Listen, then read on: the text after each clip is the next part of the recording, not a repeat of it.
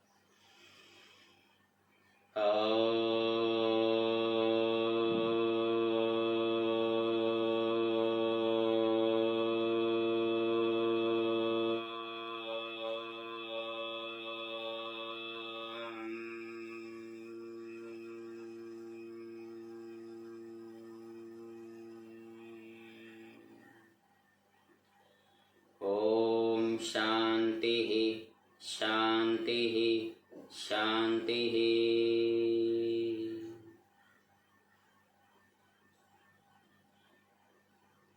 మెల్లగా కళ్ళు తెరవండి. 2 కాళ్ళు పూర్తిగా స్ట్రెచ్ చేసుకోండి. ముందు దీన్ని శీతల దండాసనంతో కాళ్ళు స్ట్రెచ్ చేసుకొని చేతుల ద్వారా పూర్తిగా ఇలా వెనక్కి పెట్టుకొని విశ్రాంతి తీసుకోవాలి. ఒకసారి శ్వాస తీసుకొని వదలండి.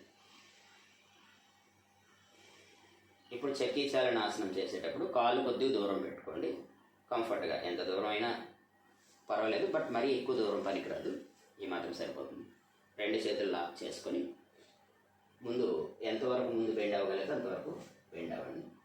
శ్వాస తీసుకోండి. శ్వాస విడిచిపెడుతూ శ్వాస తీసుకుంటూ ఇలా వెనక్కి రండి.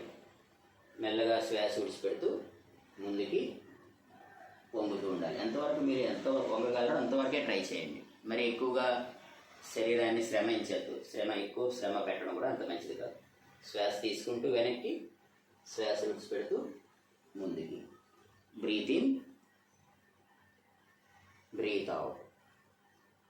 అలా బ్రీత్ ఇన్, బ్రీత్ అవుట్. ఇలా ఒక 10 సార్లు చేయొచ్చు. అలాగే రివర్స్. బ్రీత్ ఇన్, నేను తప్పు చేసి చూపిస్తున్నాను, మీరు చేసేటప్పుడు ఒక 10 సార్లు చేయండి. బ్రీత్ అవుట్ ముందుకి, బ్రీత్ ఇన్, బ్రీత్ అవుట్. ఇప్పుడు ఈ ఆసనం చేసినప్పుడు ఇలా వెనక్కి వెళ్ళినప్పుడు ఎల్బోస్ బెండ్ లేకుండా చూసుకోండి. ఇలా ఇలా ఇలా అది బ్రీత్ అవుట్. చాలామంది ఇలా బెండ్ చేసి చేస్తుంటారు. అలా బెండ్ లేకుండా చేస్తే అప్పుడు ఇక్కడ ప్రెషర్ బాగా పొట్ట దగ్గర బాగా ప్రెషర్ పడి ఆ ఫ్యాట్ రెడ్యూస్ అవ్వడానికి బాగుంది. అలాగే ముందుకు వంగేటప్పుడు కూడా ముందుకు బాగా వంగగలిగితే ఇక్కడ ఉన్న కొవ్వు శాతం బాగా తగ్గుతుంది. అలా breathe in, breathe out, breathe in, breathe out. అలా 10 సార్లు క్లాక్ వైజ్ యాంటీ క్లాక్ చేసిన తర్వాత కొద్ది విశ్రాంతి తీసుకొని ఇలా దీన్ని శీతల దండాసనం అంటారు. చక్కగా కళ్ళు మూసుకొని ఒక 3 సార్లు లేదా 4 సార్లు మీ శ్వాస సహజంగా అయ్యేంత వరకు దీర్ఘంగా శ్వాస తీసుకొని వదలండి.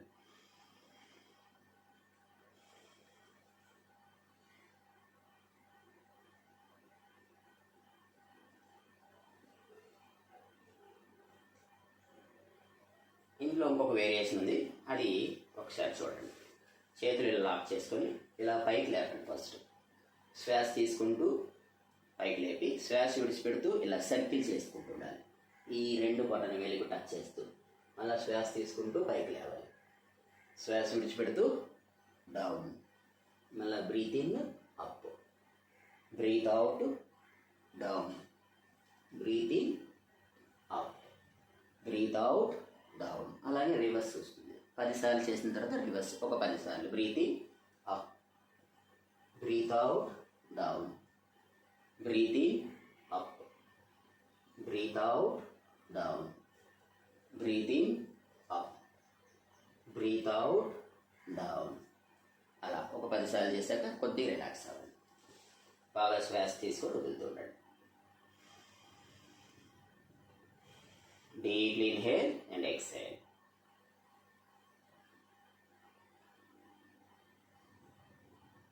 సమ్మర్ కాబట్టి కొద్ది చెమటలు బాగా వస్తుంటాయి, భయపడకండి. ఈ యోగ సాధన చేసే ముందు ఒక అరగంట ముందు బాగా నీళ్ళు తాగి సాధన చేస్తే మీకు చాలా బాగుంటుంది. ఎందుకు కళ్ళు తిరగడాలు ఎడగలు లేకుండా చక్కగా చేయగలుగుతుంటారు. ఇదొకటి మీరు సూచనగా భావం చేయండి. ఇందులో కొద్దిగా మీకు ప్రాక్టీస్ ఫ్లెక్సిబిలిటీ బాగా వచ్చిందనుకోండి, శరీరం అంటే కొద్దిగా యంగ్ ఏజ్లో పెద్దవాళ్ళు ఇప్పుడు నేను చెప్పింది చేయని అవసరం లేదు, చేయగలిగితే ఓకే. కొద్దిగా బాగా ఎక్కువ వంగుతూ ఉండాలన్నమాట. చూడండి, ఇలా శ్వాస తీసుకుంటూ ఇలా బాగా వెనక్కి రావాలి, అప్ టు షోల్డర్ లెవెల్. మళ్ళీ శ్వాస విడిచిపెడుతూ పైకి లేవాలి. చూడండి, బ్రీత్ ఇన్ బాగా కిందికి up to shoulder, breathe out, మళ్ళీ బ్రీత్ ఇన్, బ్రీత్ అవుట్. అలా బ్రీత్ ఇన్, బ్రీత్ అవుట్. ఇలా రివర్స్ కూడా వస్తుంది. Breathe in, breathe out. నేను 3-4 సార్లు చేసి చూపిస్తాను, మీరు 15 సార్లు చేయగలగాలి. Breathe out. ఇంకా ఎక్కువ చేయగలిగితే ఇంకా మంచిది. Breathe in, breathe out, breathe in,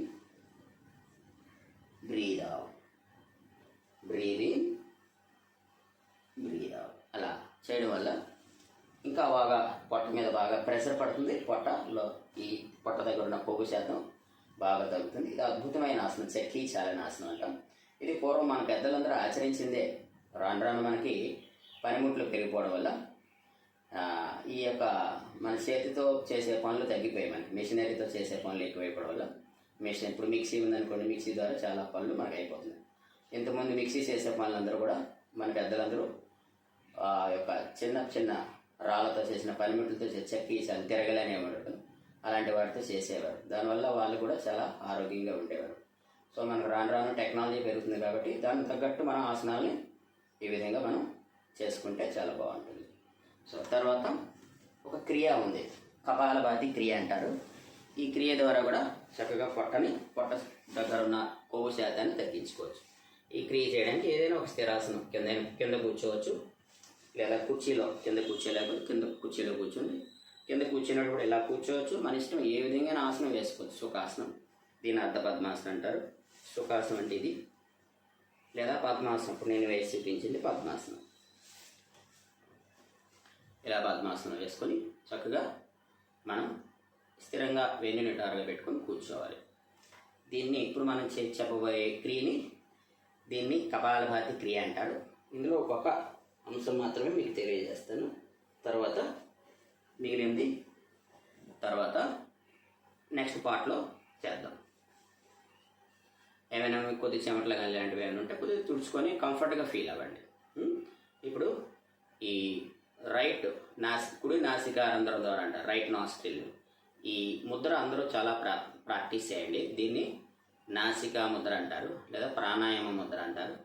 ఈ ముద్ర వల్ల ఉపయోగం ఏంటంటే మనసు స్థిరంగా ఉంటుంది, ఆలోచనలు బాగా తగ్గించి ఏకాగ్రత బాగా పెరుగుతుంది.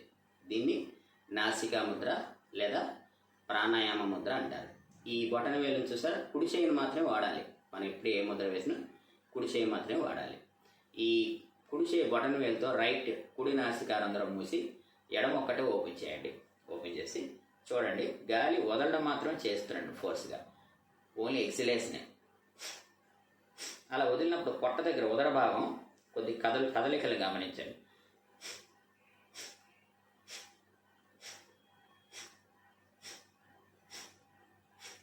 అంటే గాలి వదలడం, పొట్ట లోపలికి వెళ్ళడం రెండు ఒకే సమయంలో జరుగుతూ ఉన్నాయి, గమనించండి.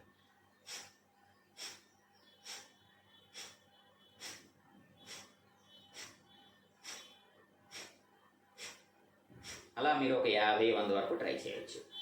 ఇది కుడి నాసికారంధ్రం మూసి ఎడమ ద్వారా చేసాం. ఇప్పుడు ఎడమ మూసి కుడి ద్వారా చేస్తాం ఆపోజిట్. ఎడమ మూసేటప్పుడు కుడి చేయి లాస్ట్ 2 వేలని, ఉంగరపు వేలు, చిటికిన వేలు 2 వాడండి. ఆ రెండింటితో ఎడమ నాసికారంధ్రం మూస్తాం, కుడి నాసికారంధ్రం ఓపెన్లో ఉంటుంది. మళ్ళీ సేమ్ స్టార్ట్ చేస్తాం.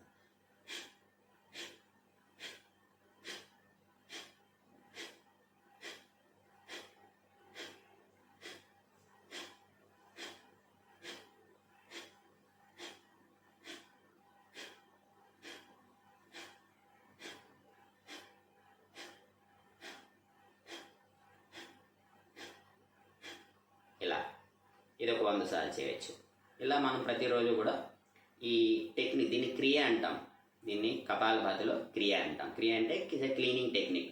ఈ ఉదర భాగంలో ఉన్న టాక్సిన్స్ అన్ని క్లీన్ చేస్తుంది, కొవ్వు శాతాన్ని కూడా బాగా తగ్గిస్తుంది. దీన్ని కపాలభాతి క్రియ అంటారు.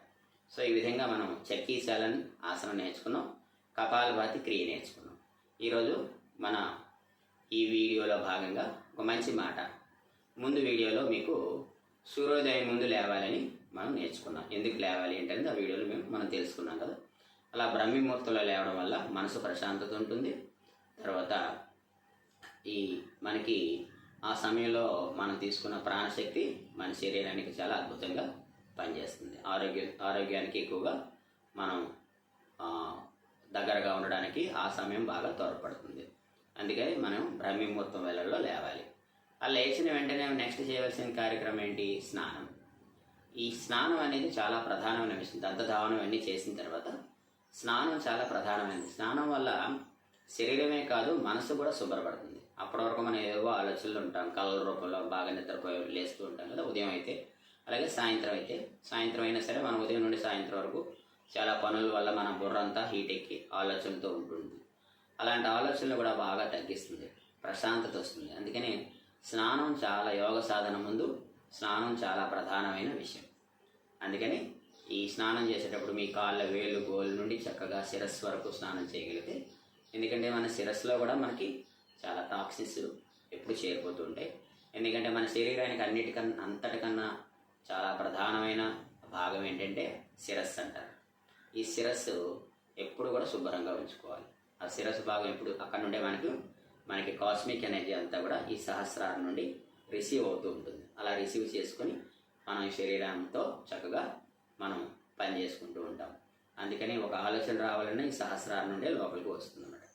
అందుకే ఈ సహస్రారం, ఈ హెడ్ అనే శిరస్సు అనేది చాలా శుభ్రంగా మనం ఎప్పుడు దాన్ని ఉంచుకోవడానికి ప్రయత్నం చేస్తూ ఉండాలి.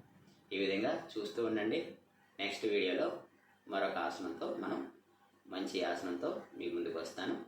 మర్చిపోకండి, సబ్స్క్రైబ్ చేయండి, లైక్ చేయండి. అలాగే మీ తెలిసిన వారందరికీ కూడా ఈ యొక్క మన వీడియోస్ని అందరికీ వీక్షింపజేయండి. దాంతోపాటు వాళ్ళని కూడా సబ్స్క్రైబ్ చేయించండి. ఇలా మనకి తెలిసిన ఈ 2 విషయాలని 10 మందితో పంచుకుందాం. ఈ విధంగా మీరు కూడా ఆదరించి ఈ యొక్క ఛానల్ని ముందుకు తీసుకెళ్ళడానికి ప్రయత్నం చేయండి. మరొక వీడియోతో మళ్ళా ముందుకు వస్తాను. లాస్ట్ చివరగా ఫస్ట్ ఒక ఓంకారం చేసి శాంతి చేస్తూ మనం ఈ యొక్క వీడియోతో ముగిద్దాం.